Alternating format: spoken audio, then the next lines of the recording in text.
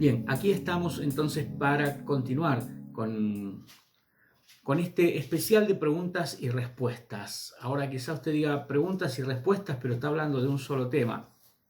Es que este es uno de los temas que más preguntas han surgido, han generado. En estos últimos días he estado recibiendo varias preguntas acerca de este tema y también es uno de los temas que tiene muchas opiniones diferentes, muchos conceptos diferentes, muchos lineamientos diferentes, y entonces eso hace que la gente entre en una confusión de quién está diciendo la verdad, qué es lo que debemos tomar, qué es lo que debemos aceptar, qué es lo que la Biblia dice puntualmente sobre eso, porque dentro de las preguntas que me llegan, algunas de las preguntas comienzan con yo creo tal cosa, pero he visto algunos videos que algunos pastores enseñan, o en mi iglesia enseñan de esta forma, pero he visto algunos videos en YouTube donde enseñan una cosa completamente diferente. Y a veces tienen estas dos campanas, son muy opuestas entre sí, entonces a veces llegan consulta para ver qué dice la Biblia acerca de ese tema.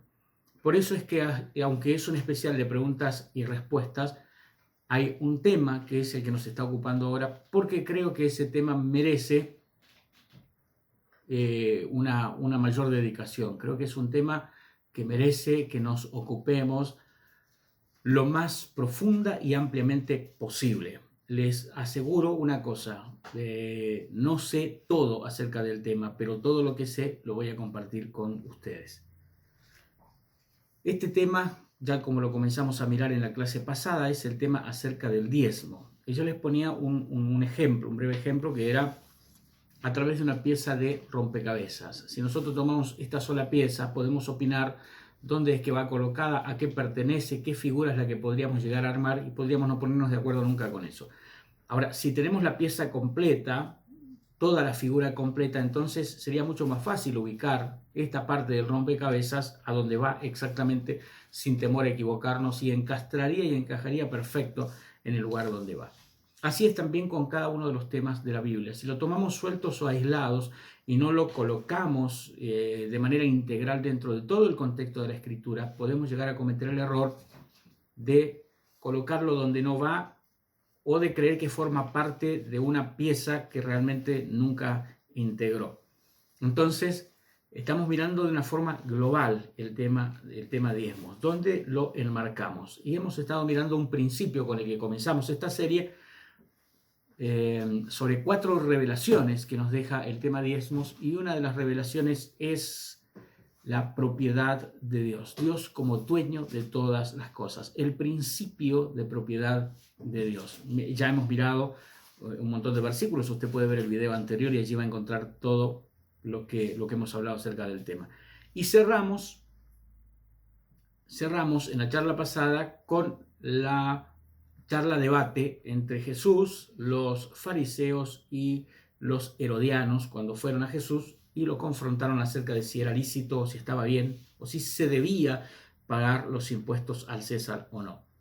Cierra esta conversación con el Señor pidiendo que le muestren la moneda. Cuando ellos le muestran la moneda, Él les pregunta quién es el que aparece en la moneda, de quién es la imagen, de quién es la inscripción. Ellos respondieron del César. La respuesta de Jesús en el momento fue: dad entonces al César lo que es del César y a Dios lo que es de Dios. La idea global de todo esto tiene que ver con que la moneda le pertenecía al César porque el César era quien le daba imagen a esa moneda, o la moneda tomaba la imagen del César. Entonces, el título de propiedad estaba implícito en de quién extrae la imagen el producto. En este caso, la moneda tenía la imagen del César, por lo tanto, le pertenecía al César. Esto es lo que diferenciaba las monedas romanas de las monedas de cualquier otra nación, de cualquier otro imperio. Siempre tenían grabada la efigie del emperador. En el caso de los reinos, tenían grabada la efigie del rey o la cara del rey como moneda perteneciente a ese reinado y como riquezas pertenecientes al reino. Entonces, mirábamos la idea de que si la moneda le pertenecía al César por llevar su imagen, el César a quién le pertenecía. Cuando miramos Génesis 1.27, donde dice hagamos al hombre a nuestra imagen conforme a nuestra semejanza, Génesis 1.26-27, ahí encontramos que el César fue creado a la imagen de Dios. Entonces el César tenía la imagen de Dios, por lo tanto el César como todo ser humano, le pertenecía a Dios. En este caso era el César, pero cualquier ser humano que hubiera aparecido en la moneda, esa moneda también le pertenecía a Dios, porque la imagen que tomaba era una imagen de una persona que había sido creada a imagen y a semejanza de Dios. Pero además de la imagen también, porque aquí es donde hay una diferencia que marca la Biblia dentro mismo de las personas, y es que si bien todo ser humano fue creado de imagen de Dios, pero hay un elemento más que tenía la moneda y es la inscripción. Jesús preguntó, ¿de quién es la imagen y la inscripción? Cerramos con el tema imagen en la clase pasada. Hoy vamos a hablar acerca de la inscripción, porque todos los seres humanos tienen la imagen, no todos tienen la inscripción. Y vamos a mirar a qué se refiere o a qué me estoy refiriendo yo con el tema de tener la inscripción. El apóstol Pablo, 2 Corintios capítulo 3, versículo 2 y 3, le dice a los corintios, nuestras cartas sois vosotros, escritas en nuestros corazones, conocidas y leídas por todos los hombres, siendo manifiesto que sois carta de Cristo expedida por nosotros, escrita no con tinta, sino con el Espíritu del Dios vivo, no en tablas de piedra, sino en tablas de carne del corazón. No solamente tenemos la imagen por haber sido creados a imagen de Dios, sino que tenemos la inscripción, lo que Dios inscribió en nosotros por su Espíritu Santo. Hebreos 10:16 dice, este es el pacto, habla Dios aquí, que haré con ellos. Después de aquellos días, dice el Señor, pondré mis leyes en sus corazones y en sus mentes las escribiré. ¿Ves que está hablando ya no solo de una imagen, sino de llevar la inscripción de Dios? Y luego en Hebreos, o anteriormente en Hebreos 8:10, da vuelta esta frase. En Hebreos 10:16 dice que pone las leyes en los corazones y las escribe en la mente. En Hebreos 8:10 da vuelta esta idea y dice, por lo cual este es el pacto que haré con la casa de Israel después de aquellos días, dice el Señor, pondré mis leyes en la mente de ellos y sobre su corazón las escribiré. Es decir, que no hay una contradicción en estos dos pasajes. En uno dice, voy a poner las leyes en la mente, las voy a escribir en el corazón. En otro dice, las voy a poner en el corazón, las voy a escribir en la mente. Quiere decir que están en ambos lados, puestas y escritas tanto en la mente como en el corazón. Y ser o pertenecer a Dios implica no solamente llevar su imagen, como cualquier ser humano, sino también sus palabras. Dejar que su espíritu escriba en nosotros su voluntad y llevar no solamente la imagen, sino también la inscripción. ¿A quién le pertenecemos entonces? ¿A quién le pertenecemos? Porque aquí, fíjese que ya se amplía mucho más. El debate primero con Jesús era a quién le pertenecía el dinero o si había que pagarle los impuestos al César o no. Y el Señor va más allá todavía y ya no está hablando solo de dinero, está hablando de personas. ¿A quién le pertenecen las personas? ¿A quién le pertenecemos nosotros? Esto también es interesante porque si nosotros tenemos un dueño, lo que tenemos tiene ese mismo dueño. En 1 Corintios capítulo 6, versículo 19 al 20, dice que no somos nuestros, que fuimos comprados, pueblo suyo somos, que somos de Dios. Dice, ¿o ignoráis que vuestro cuerpo es templo del Espíritu Santo, el cual está en vosotros? Estoy leyéndolo en español, porque estoy citando la versión Reina Valera 1960, que está escrita con este lenguaje y no está escrita en argentino, sino en español de España.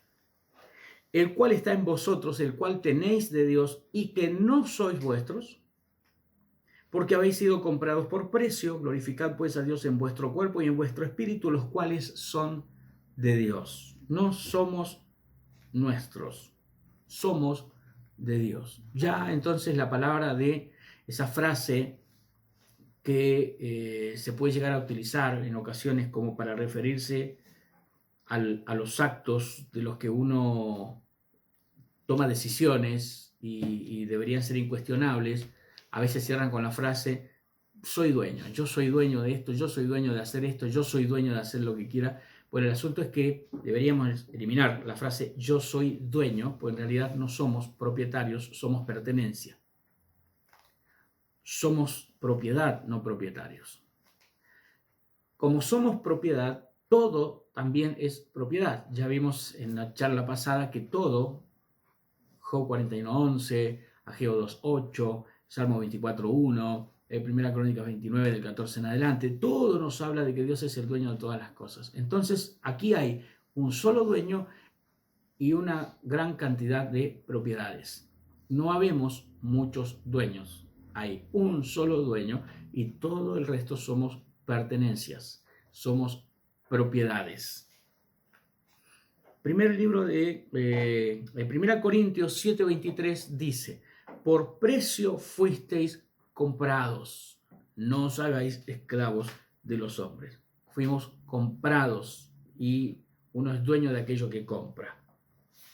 Primera de Pedro capítulo 1, versículos 18 y 19 dice: sabiendo que fuisteis rescatados de vuestra vana manera de vivir, la cual recibisteis de vuestros padres, no con cosas corruptibles como oro o plata, sino con la sangre preciosa de Cristo, como de un cordero sin mancha y sin contaminación.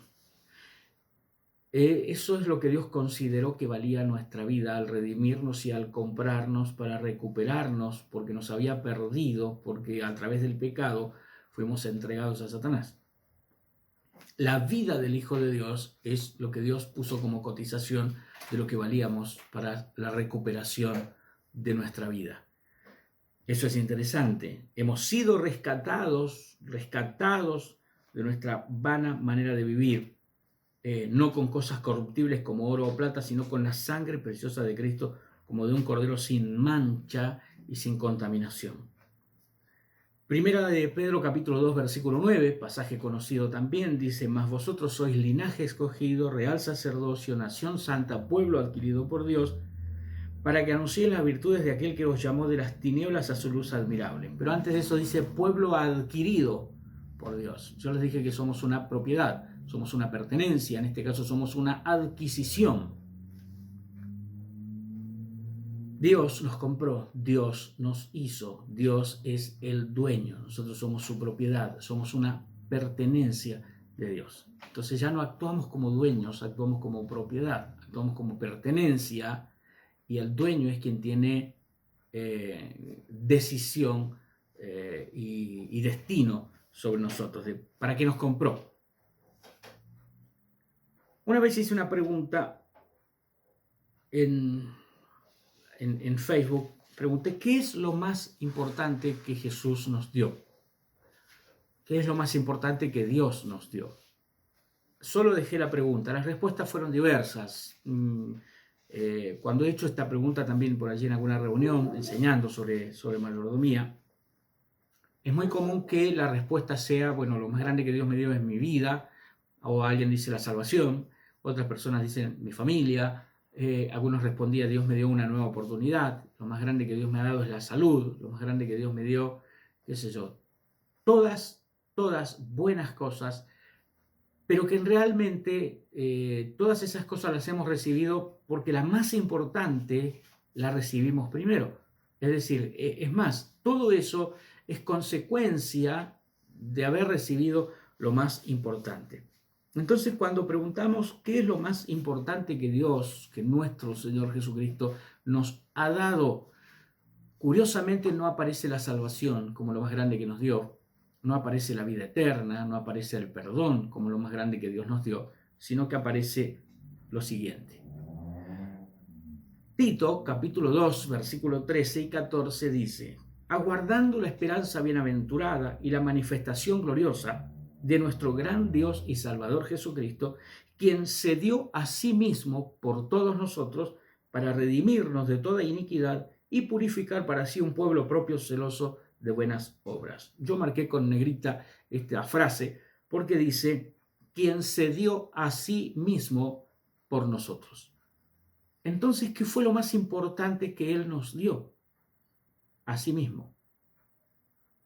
Él nos dio lo más valioso, que es su propio ser, su propia vida, su propia esencia. Se dio a sí mismo.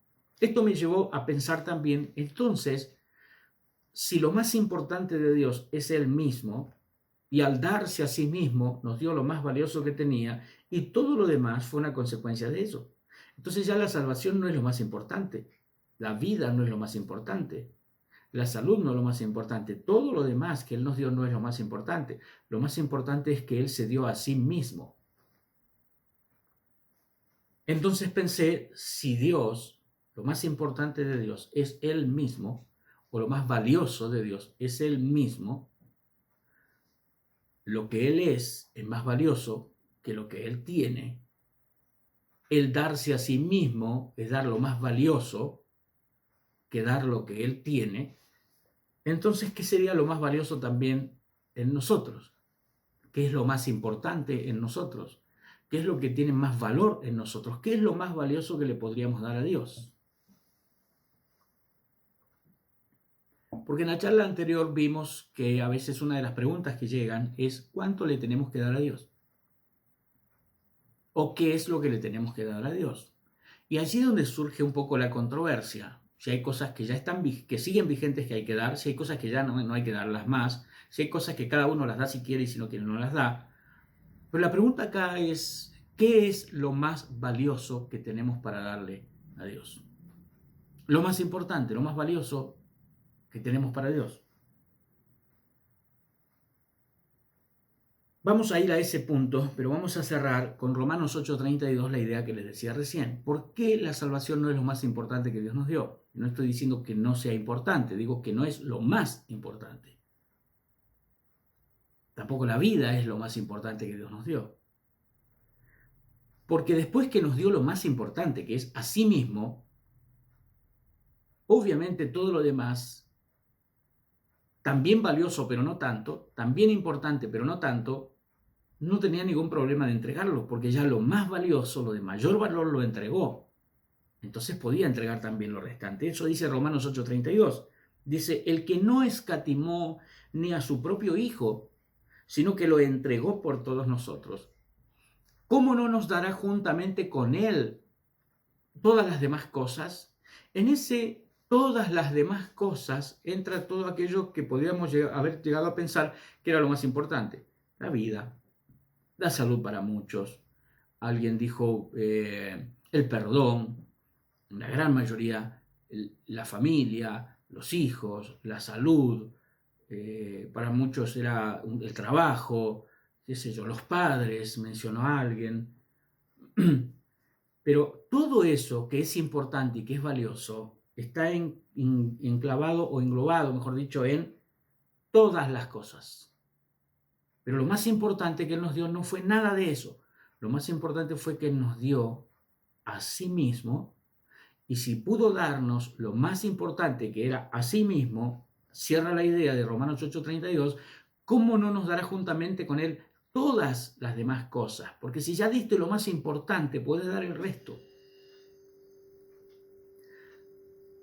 Porque así como en la multiplicación, en la conversión del agua en vino, lo que le llamó la atención al catador de vino que tenían allí en la fiesta era que hubieran dejado ese mejor vino para el último. Era como al revés. Él dice, siempre lo mejor se da al principio. Después, una vez que la gente ya toma cualquier cosa, no sabe, no distingue vino de alcohol. En ese principio lógico de dar lo mejor al principio, de dar lo mejor al comienzo, usó Dios. Dio lo mejor, se dio a sí mismo. Y luego, ¿cómo no nos dará juntamente con Él todas las demás cosas? Si ya lo más importante lo entregó sin reservas. Vuelvo ahora a la pregunta que hice recién. ¿Qué es entonces lo más importante que nosotros tenemos para darle? Es igual, es el mismo principio. Porque si lo más importante que Dios tuvo para darnos fue a sí mismo, entonces lo más importante que nosotros tenemos para darle a Dios es a nosotros mismos. Y en 2 Corintios 8:5 dice que los macedonios hicieron eso. Dice, a sí mismos se dieron primeramente al Señor y luego a nosotros por voluntad de Dios. Los macedonios se dieron a sí mismos primero al Señor y después dieron lo que tenían. Porque no puedes dar lo que tenés, no se puede dar lo que uno tiene, no se puede dar lo que uno hace si primero no se da lo que uno es. Veamos Romanos 8 del 1 al 3. Asimismo, hermanos, dice Pablo, les hacemos saber la gracia de Dios que se ha dado a las iglesias de Macedonia, que en grande prueba de tribulación, la abundancia de su gozo y su profunda pobreza, tres circunstancias: gran prueba de tribulación, profunda pobreza y, curiosamente, abundancia de gozo. Abundaron en riquezas de su generosidad, pues doy testimonio, dice, de que con agrado han dado conforme a sus fuerzas y aún más allá de sus fuerzas. ¿Por qué pudieron dar casi ilimitadamente los macedonios lo poco que tenían? ¿Por qué pudieron dar lo poco que tenían? Pablo está comparando, le está enseñando a los corintios que los macedonios, un pueblo pobre que no tenía los mismos recursos que tenían los corintios, dieron en abundancia y generosamente. Porque primero, antes de dar lo que ellos tenían, se habían dado a ellos mismos. Y como ya lo más importante que tenían, lo más valioso que tenían, que era a sí mismos, ya lo habían entregado, fácil les resultaba entregar lo demás. Por eso cuando surge la pregunta de ¿y cuánto es lo que tengo que dar? ¿Y cuánto es lo que debo dar? Y pero que hay que dar tanto y hay que dar mucho. Es que acá piden mucho. Estás ante una persona que no se ha entregado todavía a Dios. Porque quien no da primero lo que es, siempre le va a costar dar lo que tiene. Porque si no ha podido dar lo más importante, que es lo que es, porque ni siquiera es consciente de que lo más importante es lo que es, y piensa que lo más importante es lo que tiene, guarda lo que tiene como lo más valioso. Y sobre eso especula. ¿Cuánto de lo que tengo que dar? Y entonces trata de dar lo menos posible.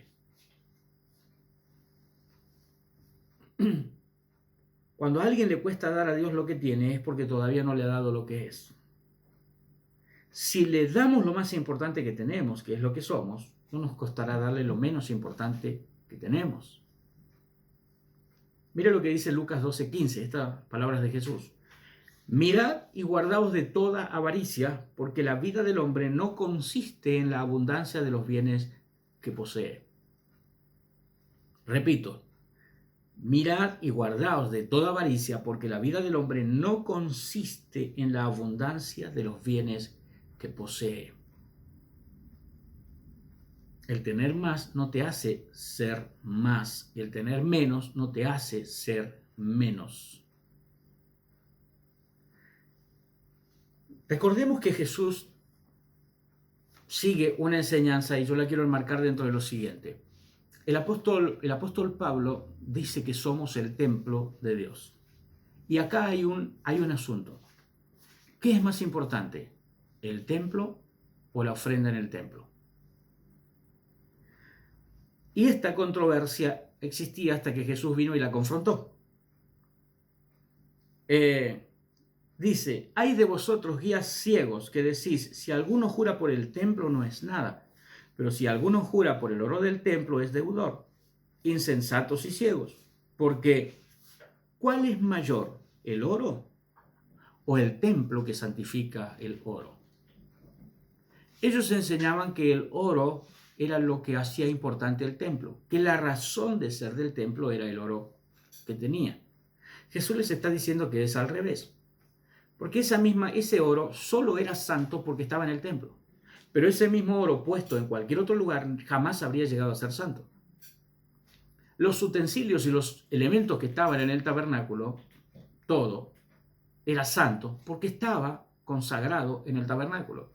Esos mismos elementos puestos en cualquier otro lugar jamás habrían sido santos. Entonces, lo que santifica lo que hay dentro de él es el templo, y eso hace que sea más importante el templo que lo que hay en el templo. Porque el templo sin oro es santo. El oro sin el templo no es santo. Entonces, ¿quién es más importante? ¿Quién santifica a quién? Lo que hace que algo sea santo, eso es lo más importante. Y si nosotros somos el templo, lo que tenemos es santo porque está en el templo. No somos más importantes por lo que tenemos. Lo que tenemos es más importante por lo que somos. Esto es interesante. Cuando uno no entiende esto, es cuando nace la ingratitud, la soberbia, la altivez, la vanagloria y el orgullo. Yo les contaba en una de las transmisiones pasadas de un hermano que siempre iba y congregaba en su bicicleta, hasta que un día compró una camioneta 0 kilómetro, tremenda, impresionante camioneta. No solo que dejó de asistir, sino que un día pasó calle de tierra, barrio donde estaba la iglesia, por al lado de su pastor, lo llenó de tierra y siguió. Desde que tuvo esa camioneta, te saludaba diferente, te miraba distinto, hablaba distinto. Entonces, ¿qué es lo que te estaba mostrando? Que él no era nadie hasta que tuvo esa camioneta. Entonces, él jamás valoró su vida, porque su vida sin sus posesiones, para él no tenía ningún valor. Nunca entendió que él, por el hecho de ser templo, ya era importante.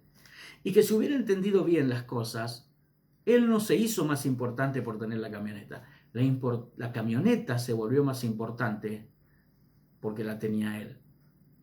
Porque el templo vuelve importante el oro. El oro no le da más valor al templo. Es el templo el que le da valor al oro. Entonces, cuando uno entiende eso, cuando uno entiende que es templo, el oro no te cambia, porque el oro sigue siendo inferior. Porque el hecho de que seas templo de Dios hace que lo que tenés sea importante. Lo que tenés no te hace importante. Lo que sos es lo que te hace importante. Y si lo que sos es importante, el valor implícito en tu ser, al ser templo de Dios, le va a dar valor a las cosas. Entonces, a diferencia de este hermano que creyó que él era más importante desde que tuvo la camioneta, se hubiera dado cuenta que la camioneta fue más importante desde que la compró él. Entonces, cuando no entendemos esto, corremos el peligro de perder lo que somos por valorar lo que poseemos. Y cometemos el error de catalogar a las personas por su nivel adquisitivo.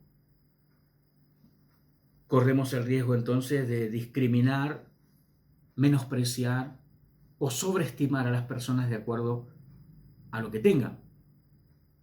El apóstol Santiago habla bien sobre eso en el capítulo 2, donde dice: ¿qué hay de ustedes que si entra un hombre vestido de ropas espléndidas y con anillo de oro lo hacen sentar en los primeros lugares, pero si entra una persona de humilde condición le dicen: siéntate tú allá en el fondo? No están pecando, dice Santiago, y en realidad sí, porque ese catalogar a las personas de acuerdo a lo que tienen es no haber entendido que lo más importante es lo que es. Lucas 9:25 dice: ¿qué aprovecha al hombre si gana todo el oro del mundo y se destruye o se pierde a sí mismo? No es esta una enseñanza, una apología de la cultura de la pobreza, de que no importa si usted no tiene nada, si usted está muerto de hambre, usted es importante porque usted es templo del Señor. No tiene que ver con eso. Lo que tiene que ver es buscar un equilibrio, es buscar un punto de equilibrio. Bien, dentro de todo eso estamos enmarcando esta pieza del diezmo. Dentro de todo ese gran rompecabezas de, número uno, Dios es el propietario, nosotros somos propiedades. Dios es el dueño, nosotros somos pertenencias. Lo más importante que Dios nos dio es lo que Él es. Lo más importante que podemos darle a Dios es lo que somos. Si no le damos lo que somos, no le podremos dar lo que tenemos. Por eso cuando la persona plantea ¿cuánto tengo que darle?, es porque todavía no ha decidido darle lo que es. Si usted viniera en un avión con una valija llena de tesoros y corre riesgo de caer el avión a menos que comiencen a eliminar algo de peso en el equipaje, y tiene que decidir qué tiran. ¿Tiran usted o tiran la valija? ¿Qué elegirías?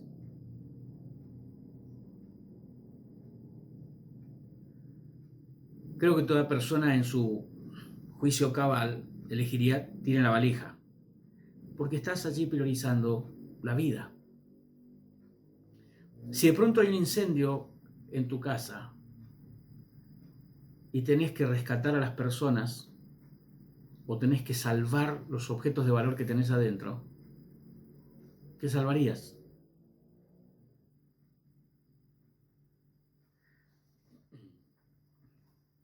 Dentro de esto enmarcamos entonces el concepto del diezmo. ¿Qué es el diezmo? Les decía que hay 4 cosas que se revelan, 4 principios que se nos revelan en el diezmo. El primero es: Dios es el dueño de todo. El segundo principio es el significado del número 10. En la Biblia todos los números tienen un significado. Por eso hay muchos números que se repiten. El número 12, por ejemplo, se repite. Las 12 tribus de Israel, los 12 discípulos, las 12 columnas en la Nueva Jerusalén, el número 12. El 12 aparece en una situación de 2 milagros en el mismo día. La hija de Jairo acababa de morir a los 12 años de edad. A los 12 años de enfermedad, la mujer del flujo de sangre fue sanada. El mismo día que una niña moría en sus 12 años, una mujer era sanada en sus 12 años de enfermedad. Quizá, aunque la Biblia no lo menciona, no sé si en la misma fecha, pero en el mismo año que nacía una niña, una mujer se enfermaba. El destino las reunió 12 años más tarde, el mismo día, recibiendo las dos un milagro de parte del Señor. El número 40 tiene significado en la Biblia. 40 días en el desierto, 40 años en el desierto, por cada uno de los 40 días que ellos se rebelaron contra Dios, cuando Moisés estaba durante esos 40 días recibiendo las tablas de la ley en el monte. El 40, el 7, el 12, el 14 son números. De manera tal que hasta para identificar todo lo relacionado con el sistema del anticristo hay un número clave: 666. El 666 que aparece solamente 3 veces en toda la Biblia. 2 en el Antiguo Testamento, 1 vez en el Nuevo Testamento. Números que no están puestos al azar, que tienen un sentido. Las medidas del tabernáculo tenían un sentido. Tanta cantidad de metros, tanta cantidad del largo de los cordeles, tanta cantidad a la altura de los postes. El arca de Noé fue diseñada en base a medidas específicas: cuánto tenía que tener de largo, de ancho y de alto. No construyó Noé un arca a su gusto y parecer de la medida que a él le parecía. Le dieron el diseño. El arca del pacto tenía un diseño basado en medidas. Incluso nosotros, los seres humanos, también estamos diseñados en base a números, excepto un caso de fenómenos como el gigante del Antiguo Testamento que tenía 24 dedos. El resto de los seres humanos tenemos 20. 5 en cada mano, 5 en cada pie. Todos tenemos 2 ojos, una nariz, una boca, 2 orejas. Estamos matemáticamente diseñados. La cantidad de glóbulos rojos y de glóbulos blancos en el cuerpo determinan la salud o no de la sangre de esa persona. Todo en nosotros tiene que ver con números, y todos esos números tienen significados. El número 10 tiene un significado bien particular y lo resume una palabra. Lo resume la palabra totalidad. Cada vez que aparece el 10 en la Biblia habla de un todo. Por eso no es 9,9, 10,1, 11 o 5, es 10. Es 10. No por una cuestión de capricho de las personas, sino por una cuestión de significado del número 10.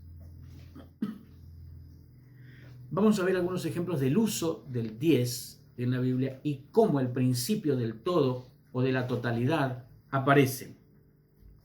Génesis capítulo 14, versículo 18 al 20. Entonces Melquisedec, rey de Salem y sacerdote del Dios Altísimo, sacó pan y vino y le bendijo diciendo: bendito sea Abraham del Dios Altísimo, creador de los cielos y de la tierra, y bendito sea el Dios Altísimo que entregó a tus enemigos en tu mano, y le dio a Abraham los diezmos de todo. Génesis 14, 18 al 20. Allí tenemos el primer registro escrito de alguien dando los diezmos. A Melquisedec. No lo tomó por sorpresa Melquisedec. No parece haber sido la primera vez que Abraham lo hacía. Es decir que, así como cuando vemos a Abel y a Caín llevando ofrendas, asumimos que no fue el primer día que lo hicieron, que no fue una idea que se les ocurrió en ese momento, sino que era una práctica habitual que ellos desarrollaban. Es decir, lo venían haciendo. Abraham ya tenía incorporado el diezmar. Esto es anterior a la ley de Moisés. ¿Por qué digo esto? Porque la mayoría de las personas que hablan en contra de esto dicen pertenece a la ley y nosotros ya no estamos en la ley. Entonces lo enmarcan en la ley y solo lo mencionan con respecto al sistema levítico del Antiguo Testamento. No existían los levitas. De hecho, los levitas eran descendientes de Leví, el bisnieto de Abraham. Quiere decir que el bisabuelo diezmaba cuando todavía el sistema que se implementaría en base a la descendencia de su bisnieto todavía no había nacido.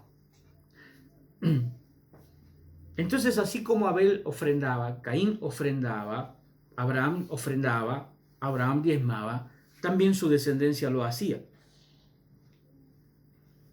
Génesis 28, 20 al 22 dice: e hizo Jacob voto diciendo: si fuere Dios conmigo y me guardare en este viaje en que voy, y me diere pan para comer y vestido para vestir, y si volviere en paz a casa de mi padre, Jehová será mi Dios, y esta piedra que he puesto por señal será casa de Dios, y de todo lo que me dieres el diezmo apartaré para ti.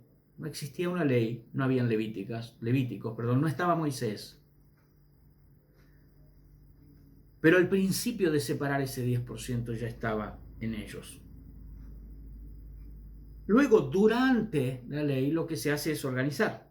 Se lo establece como ley, teniendo el precedente de que era algo que todos conocían y que era practicado por los patriarcas y sus descendientes. Es decir, no parece ser necesario que Moisés le explicara a los israelitas en qué consistía el diezmo, como si introdujera un elemento extraño que ellos desconocieran. Diezmar no era nuevo para ellos, sabían de qué se trataba. Lo único que cambió fue que pasó de ser una decisión personal y parte de la relación de cada uno con Dios, reconociendo a Dios como dueño de todo y apartando su diezmo para Él, a pasar a ser parte de una ley que se debía cumplir indefectiblemente, ya como nación organizada y ya con un sistema sacerdotal que necesariamente tenía que ser sustentado. Entonces aquello que era parte de una relación, decisión personal con Dios, pasó a ser parte del cumplimiento de leyes. Pero no nació con Moisés el diezmo.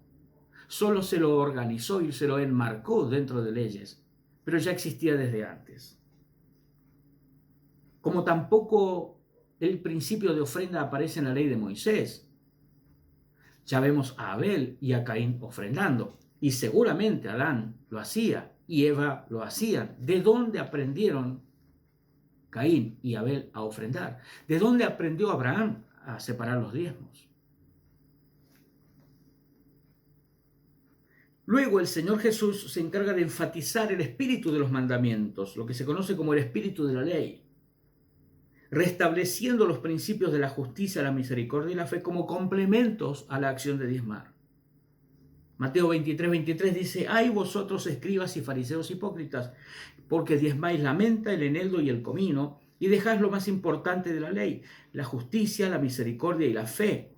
Y esto era necesario hacer sin dejar de hacer aquello. ¿Por qué está diciendo que lo más importante de la ley era la justicia, la misericordia y la fe? Porque eso hacía la esencia de lo que somos. Recuerde que hablamos recién, Lo que somos es más importante de lo que hacemos. Y lo que hace a mi esencia es la justicia, la misericordia y la fe. Y como soy quien soy, hago lo que hago y doy lo que doy. De allí es de donde se origina. Sin embargo, ellos habían dejado lo más importante, que era el ser, y lo habían reemplazado por el hacer. Y ellos contaban minuciosamente, granito por granito, de la semilla para asegurarse que era el 10% exacto, pero la justicia, la misericordia y la fe, la esencia, el espíritu de los mandamientos, estaba completamente ausente en su práctica. Entonces Jesús les dice, esto era necesario hacer, sin dejar de hacer lo otro. No es que tengo que elegir entre justicia, misericordia y fe o diezmo. No es que tengo que elegir una de ambas. Ellos eligieron una de ambas, ellos eligieron diezmar y dejaron lo otro. Pero nosotros no podemos decir, yo elijo la fe, la misericordia y la justicia y no diezmo. Esto es necesario hacer sin dejar de hacer lo otro. No tengo que elegir entre una de las dos. Tengo que tomar ambas. Hebreos capítulo 7, versículos 5 al 8 dice, ciertamente los de entre los hijos de Leví reciben el sacerdocio, tienen mandamiento de tomar del pueblo los diezmos según la ley, es decir, de sus hermanos, aunque estos también hayan salido de los lomos de Abraham. Y aquí sigue diciendo, ciertamente reciben los diezmos hombres mortales, pero allí uno de quien se da testimonio de que vive. Y el principio, porque acá hay una pregunta que me hacían en estos días, y es, pastor, si yo no diezmo, ¿yo puedo comprar mercadería y cosas y llevársela a la gente necesitada? Usted puede hacer con su dinero lo que quiera, no con el diezmo. Repito, usted puede hacer con su dinero lo que usted quiera, no con el diezmo. ¿Y por qué lo separo? Porque el diezmo no es suyo. Yo no puedo hacer beneficencia con algo ajeno, con lo que no es mío. Yo no puedo quitarle algo a alguien y dárselo a otro porque no lo tiene. Imagínese que yo conozco a alguien que no tiene vehículo y usted tiene el suyo. Y yo voy a su casa y le saco el suyo y se lo regalo al que no tiene. Digo, ¿está bien? No. Bueno, pero si yo se lo estoy dando a alguien que necesita, sí, pero estás dándole algo que no es tuyo. O yo tengo un vecino que no tiene teléfono, no tiene celular. Y yo sé que usted tiene un buen celular. Voy, se lo quito y se lo doy al vecino. Bueno, yo estoy haciendo algo bueno, estoy dándole a un necesitado. Bueno, pero hacer beneficencia con lo tuyo, no con lo ajeno. Y además, la Biblia dice que Abraham le dio los diezmos a Melquisedec basado en el principio de que el menor es bendecido por el mayor. Entonces, si usted lo usa para hacer beneficencia, ¿cómo le bendice a esa persona? Si aquí está hablando de niveles espirituales. El menor es bendecido por el mayor. Y Abraham no les dio los diezmos a Melquisedec porque Melquisedec los necesitara y hiciera beneficencia, sino porque era mayor que Abraham. Y entonces, si le daba al mayor, recibía la bendición de alguien mayor. El menor es bendecido por el mayor. Así es como funciona. ¿Por qué 10? ¿Por qué 10? ¿Se preguntó alguna vez por qué 10 y no 9,9, 10,1, 11? Decíamos que la matemática está presente prácticamente en todos los órdenes. Pero este tema lo vamos a dejar para la transmisión siguiente, para el siguiente video. ¿Por qué 10? Todo está diseñado con números matemáticamente.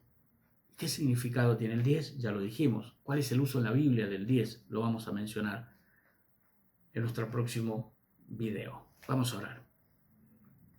Padre, te agradecemos, reconocemos, Señor, que somos propiedad tuya, tu pertenencia. Hemos sido creados a tu imagen y has puesto en nosotros tu inscripción y somos propiedad tuya. Gracias te damos, Señor, por adquirirnos y comprarnos a precio de sangre y por enviar a tu Hijo a dar su vida en nuestro lugar para rescatarnos y llevarnos a un lugar cerca de tu corazón. Gracias te damos, Dios, en el nombre de Jesús, por tu palabra que nos guía a toda verdad y a toda justicia. Bendecimos a cada persona que ha visto este video, que ha recibido esta enseñanza, en el nombre de Jesús. Gracias, Señor. Amén. Muchas gracias una vez más por ver estos videos. No olvide suscribirse al canal, dejarnos su comentario. Es importantísimo para nosotros saber qué le pareció el video, en qué le bendijo, qué le ayudó, qué le enseñó, qué cosas usted entiende que podríamos sumarle para poder ampliar todavía mucho más la idea, y desde dónde nos vio sería también importantísimo que nos deje su comentario. Un abrazo enorme para todos y muchas bendiciones.